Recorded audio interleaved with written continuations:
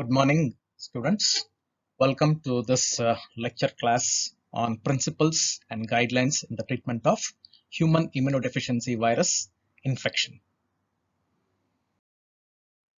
At the end of this teaching learning session, the student should be able to describe principles and guidelines in the treatment of HIV infection, describe the initiation of treatment in infected individuals, describe the construction of a regimen, describe what is the meaning of a failed regimen, construct alternative regimens in treatment failures, devise regimens for pre-exposure and post-exposure prophylaxis, and devise regimens during pregnancy. The treatment of HIV infection and its complications is very complex. That means it is very difficult because the regimens can fail. We have to be in a position to devise alternative regimens. It is expensive. The physician treating the patients requires expertise in this area. The required resources should be available. From the patient side, commitment and compliance towards treatment is required. And last but not the least, antiretroviral treatment is lifelong. A complete cure of HIV infection is not possible as of now. Treatment is aimed in prolonging the lifespan and improving the quality of life. Effective antiretroviral treatment, although it kills greater than 99% of the virions, a few virions remain in the resting CD4 lymphocytes, and these virions are responsible for the relapse when the treatment is stopped in spite of undetectable viremia, healthy lymphocyte count, and absence of opportunistic infections for years together. So please remember, whenever we stop antiretroviral treatment, there is every chance for relapse because the virions in the resting lymphocytes will start multiplication after the stoppage of treatment. And please remember, even if we continue the same drugs in the antiretroviral treatment for a long time, then also a relapse is possible. This is because the reverse transcriptase enzyme and the other enzymes are highly copying error prone. That means there is a lot of chances for mutations in the genes and the codons, and these mutants, these viruses which mutate, are resistant to one or the other drugs which are used. So what happens after prolonged treatment? The infection becomes very complex because there are mutants which are resistant to various antiretroviral drugs. So it is not possible to completely cure HIV infection. So what is the purpose of treatment now? It is to reduce the multiplication of the virus for the longest period to the greatest extent possible. The advantage is the immune system keeps healthy and we can prevent opportunistic infections and death. Mortality is reduced, and since we can prevent infections, the quality of life improves. That is why lifelong treatment is mandatory in HIV infections. A complete cure is not possible. You can only improve the quality of life. You can prevent mortality by giving lifelong treatment. So previously, the initiation of treatment in HIV infected individuals had these guidelines. That is, the treatment was initiated only when the infected person becomes symptomatic. That means he has opportunistic infections, or when the CD4 count falls to less than 350, and in some cases 500 cells per microliter, that is in asymptomatic individuals. But now, from 2013 onwards, it is mandatory to initiate antiretroviral treatment on diagnosing the infection. Let the person be an adult, adolescent, a child, pregnant, and even lactating mothers. The important thing to remember, the thumb rule is start antiretroviral treatment immediately after diagnosing a person with HIV infection. You should not wait for the person to become symptomatic. You should not wait for the CD4 count to go less than 350 or 500 cells per microliter. Start treatment immediately on diagnosing a patient with HIV. So the advantages obviously are the inhibition of viral replication is going to be good news for the immune system, because the virus spoils the immune system, damages the immune system. So early initiation of treatment keeps the immune system intact, and this reduces the chances of opportunistic infections, and in the process the quality of life is improved, mortality is prevented, there is a prolongation of life. The other advantage is, since the viral replication is inhibited, the viral load in the person receiving antiretroviral treatment is reduced. The result of this is the person has reduced infectivity. The chances of such a person on regular treatment infecting others becomes very, very, very less. And the other advantage is, since the presence of antiretroviral drugs prevents the chronically infected cells to harbor the viruses. So what happens is the chances of resistance is reduced. That is the advantage of initiating antiretroviral treatment as soon as the infection is detected. And of course, it is a lifelong treatment in HIV infections. In spite of undetectable viremia, in spite of the patient having a healthy CD4 count, or there is a lack of opportunistic infections, in spite of the patient doing well, you are not supposed to stop the treatment. You have to continue the treatment lifelong. So previously, when the first drug was used, 1987, Zidovudin, and the various other drugs were used, the drugs were used alone, singly. They were used as a single drug treatment, and they used to replace the drug whenever there was resistance. But now, after better understanding of the biology of HIV infection, because of the availability of well-tolerated drugs, drugs acting through different mechanisms, we mandate what is called as HAART, highly active antiretroviral therapy, which mandates the use of a combination of at least 3 antiretroviral drugs. Very rarely, a fourth drug may be used. And of course, early initiation. Immediately after diagnosis, we have to start treatment. And please remember, monotherapy is absolutely contraindicated in the chemotherapy of HIV. So the treatment regimens, how should we formulate the regimens?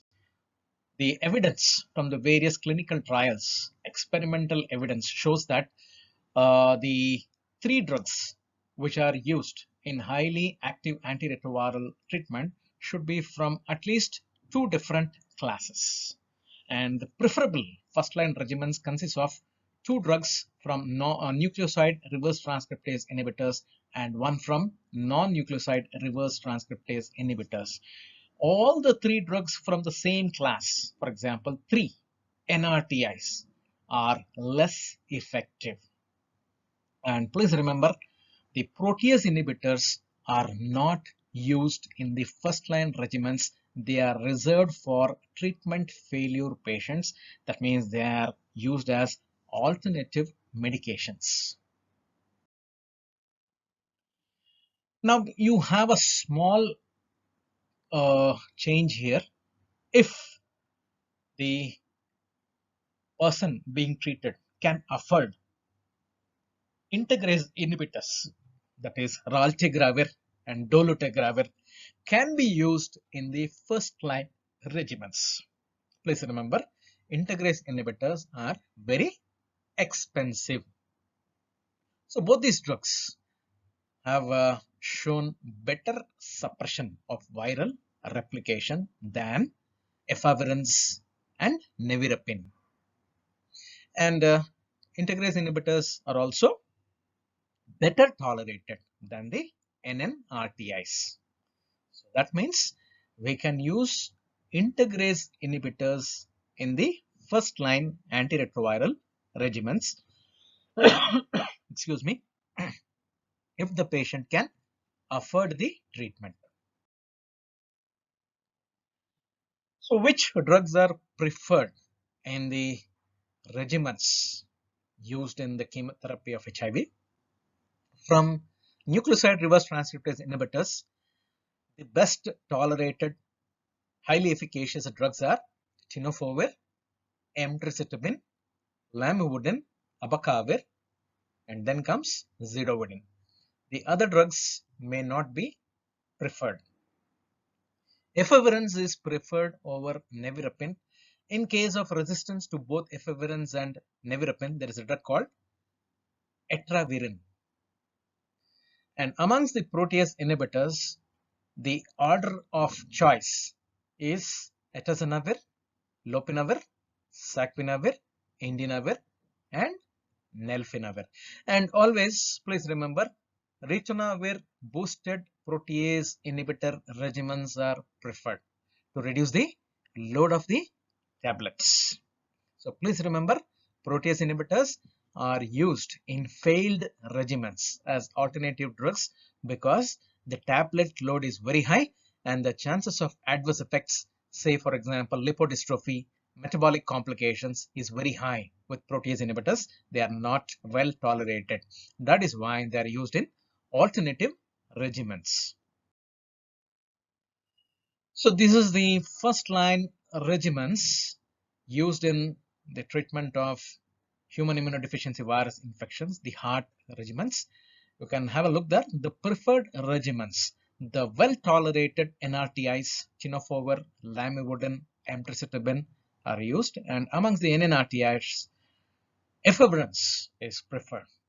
So alternative regimens, in case of failure of these preferred regimens, you can always go for those regimens which you can see in the slide. So zidovudine can be used, and you can have a look at number 3 and 4 in the alternate regimens.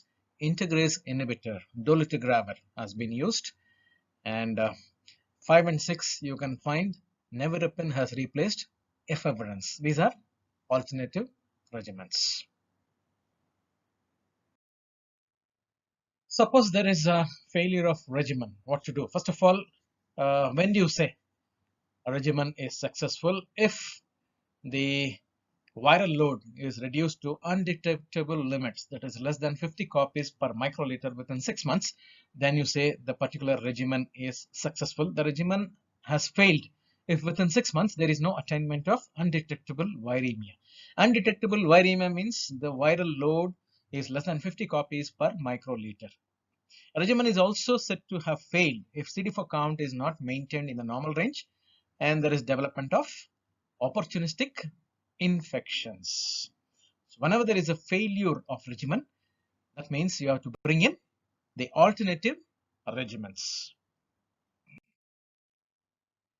So whenever you are changing a regimen, please remember all the 3 drugs have to be changed. Drugs with cross resistance should not be replaced. For example, nevirapine cannot replace efavirenz. Etravirine probably can be tried. And certain drugs should not be used together because there is no synergism. For example, lamivudine and emtricitabine, they are alike drugs, so you don't find the synergism. And there are certain other combinations which should not be used because of enhanced toxicity. And also pharmacodynamic antagonism. Zidovudine and stavudine, they exhibit pharmacodynamic antagonism. And the combinations of say stavudine, diadenosine, the toxicity is very high. So such combination should not be used. And preferably when you are devising or framing a fresh regimen, viral resistance testing is advocated. This helps to choose that drug towards which the viral population is not resistant. So in the alternative regimens, whenever you have to replace non-nucleoside reverse transcriptase inhibitors, protease inhibitors can be chosen. And please remember, integrase inhibitors are a better choice than NNRTS and even protease inhibitors for the simple reason that they're highly efficacious and well tolerated. And also please remember, in case of metabolic complications, integrase inhibitors are preferred in the alternative regimens over protease inhibitors. So please remember, integrase inhibitors are quite expensive. Now let us have a look at pre-exposure prophylaxis. That means even before say a person is exposed to the risk of getting infected with human immunodeficiency virus, you may have to protect those individuals. So who are those high risk individuals where pre-exposure prophylaxis is indicated? So men who have sex with men, sex workers, intravenous drug abusers, transgenders, people with high risk behavior, and even in couples where one of the couple is HIV positive and the other person is HIV negative, then the person who is HIV negative can be given pre-exposure prophylaxis. So the regimen is tenofovir 300 milligrams with or without emtricitabine 200 milligram every day. Please remember, these people who are at high risk of getting infected with HIV are given this regimen every day. And clinical trials have shown the chances of HIV positivity is reduced by 51% when compared to a placebo in these high risk individuals. Now let us see about post-exposure prophylaxis. This is the individual has been exposed to a risk of HIV, and after exposure the person is administered certain antiretroviral drugs. This is known as post-exposure prophylaxis, and this is required in healthcare professionals. It could be surgeons, dentists, the nurses, and other healthcare professionals as a result of needle stick injuries, trauma due to sharp instruments, exposure to infected body fluids like blood, it could be genital secretions, etc., and even blood transfusion. When HIV infected blood is transfused by accident, then post exposure prophylaxis is required, and depending upon the exposure, it can be high risk, low risk, and no risk. When the source contact is HIV positive with a high viral load, low CD4 count, is not taking any antiretroviral treatment, and the person is symptomatic, then we call such a risk as high risk exposure. Suppose the needle stick injury is because of a thick wide bore needle. When the contact is with an abraded skin, a mucous membrane, a major splash during surgeries, for example, there is a major splash of blood onto the surgeon or the dentist, wide area of exposure and for a long period of time, this is high risk exposure. When the source contact is HIV positive with a low viral titer, high CD4 count, is on treatment with antiretroviral drugs. If the needle causing the injury is a small solid needle, less area of exposure for a short period of time, then it is a low risk exposure. If the source contact is HIV negative and the exposure of the infected fluids is on intact skin, then there is no risk for contracting HIV infection. Post-exposure prophylaxis should ideally be started within 1 to 2 hours. Earlier the intervention, the chances of preventing infection is more. And many guidelines do not indicate post-exposure prophylaxis 72 hours or 3 days after contact. So we can use these 3 drug regimens just as we use them in HIV infected individuals. For example, we have tenofovir, emtricitabine, and the third drug can be a protease inhibitor on even NNRTI like efavirenz, or even integrase inhibitor like dolutegravir. And please remember, post-exposure prophylaxis is for 4 weeks. Pre-exposure prophylaxis is for lifelong. And after unprotected sex, post-exposure prophylaxis is with tenofovir, emtricitabine, dolutegravir for a period of 4 weeks. And this is one of the regimens which is followed in US. Okay, now coming to the situation where a pregnant lady is diagnosed to be HIV positive. So these antiretroviral drugs which are safe during pregnancy, that means they are safe for the mother, they are not teratogenic to the fetus. Zidovudin, lamivudin, tenofovir, emtricitabine, efavirenz, they are all considered safe during pregnancy. The standard triple drug regimen is started in pregnancy as soon as possible, and it is continued through the delivery and after the delivery also to protect the fetus as well as improve the mother's health. And please note that the neonate is administered nevirapine syrup for a period of 2 weeks.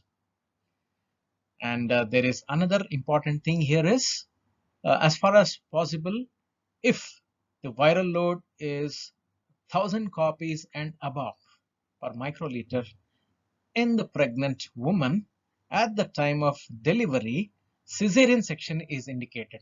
So normal labor is contraindicated. As far as possible, it should not be taken up.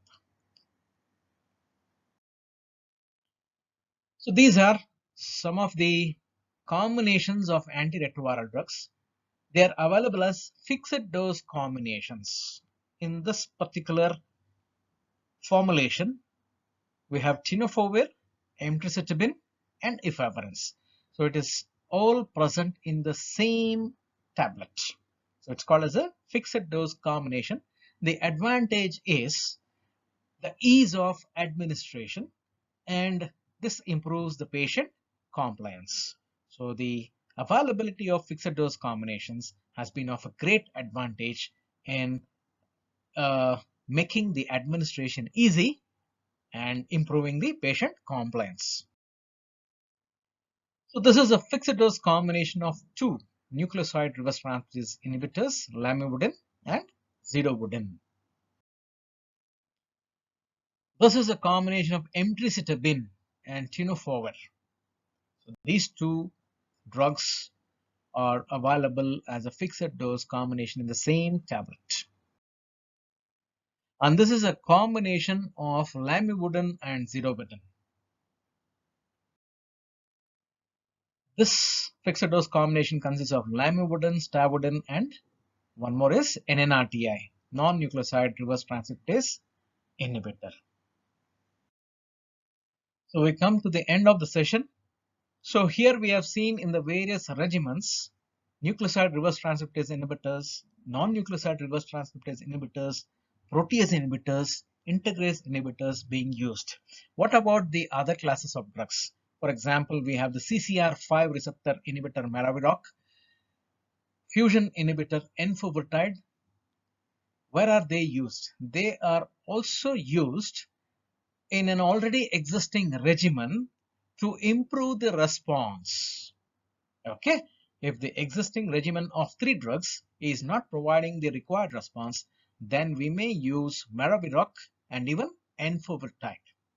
So we come to the end of this class. To summarize what we have studied, what we have learnt, what we have understood in this particular lecture session are the principles and guidelines in the treatment of human immunodeficiency virus infection, how we should initiate the treatment in HIV infected individuals, how to construct a regimen in HIV infected individuals, how to identify a failed antiretroviral regimen, how to construct alternative regimens in treatment failure cases, and what are the regimens available for pre-exposure and post-exposure prophylaxis, and how to treat HIV infected pregnant lady. So I come to the end of this session. So that concludes the chapter antiretroviral drugs.